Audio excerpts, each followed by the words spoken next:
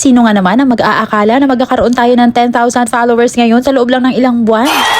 At habang naglilinis nga ako dito, samahan nyo ako at magkikwentuhan ulit tayo. Alam nyo ba mga kamami kung bakit ang saya-saya ko at nagkaroon ako ng 10,000 followers? Kasi wala pala talaga imposible kapag meron kami na manifest. At ito pala ang feeling kapag may nanonood sa'yo.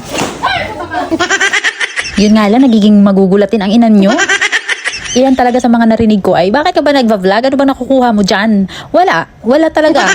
Pero alam nyo ba na ilang beses kong hininto yung pagva-vlog? Kasi ewan ko, wala naman talaga din ako nakukuha. Pero ewan ko ba, binabalik talaga ako dito ng passion ko. Wow, passion.